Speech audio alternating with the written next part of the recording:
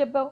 ఈ రోజు నిజంగా చెప్పాలంటే నాకు ఇంకా భయం వేసింది. అర్ధరాత్రి పూట సెంట్రల్ మినిస్టర్ గారు రావటం ఏంటి, ఒకసారి ఆలోచించుకోమనండి. నేను వాళ్ళ ఆఫీస్కి మా అందరికీ చెప్తే లేదు సార్ డిసైడ్ అయ్యారు, ఒక పెద్ద ప్రమాదం, కంపల్సరీగా సెంట్రల్ మినిస్టర్ గారు వస్తానన్నారు. వచ్చారు అర్ధరాత్రి.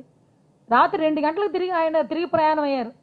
ఆ 2 గంటల టైంలోని భూపతిరాజు శ్రీనివాస వర్మ గారు ఇంకా స్టీల్ ఫ్యాక్టరీలోనే ఉన్నారు, స్టీల్ ప్లాంట్లోనే ఉన్నారు.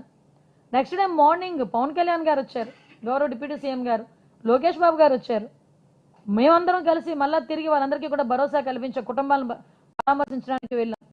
అంటే ఈ రకంగా మేము ఒక చిత్తశుద్ధితో పనిచేసే పరిస్థితుల్లో మేము ఉంటే తిరిగి ఈరోజు వచ్చి అంటే నేను ఒకటి చెప్తానండి, అతను వస్తున్నాడంటే ఓకే, ప్రజాస్వామ్యం, అర్హత ఉన్నా అర్హత లేకపోయినా కంపల్సరీగా ఒకరిని పరామర్శించడానికి ఒకరు రావచ్చు, రానియండి.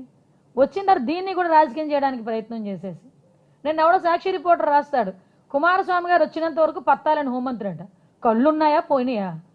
7:30 నుంచి అక్కడే ఉన్నాను నేను స్టీల్ ప్లాంట్ దగ్గర. అంటే అబద్ధాలు ఎలా అల్లుతారని చెప్పేదానికి చెప్తున్నా. ఏమయ్యా ఉన్నానా నేను? మీరందరూ ఉన్నారు కదా, సాక్ష్యమే కదా. అంటే ఈ రకంగా జనాల్ని మభ్యపెట్టే ప్రయత్నాలు ఈరోజు ఇక్కడ చూసుకుంటే ఇదే పరిస్థితి. మేమందరం కూడా ఒకటే అండి. ఈరోజు ఎక్కడ ప్రజల పక్షాన మేము నిలబడతాం, ప్రజలకి భరోసాగా ఉంటాం. ఈరోజు స్టీల్ ప్లాంట్ని రక్షించుకున్నది మేము.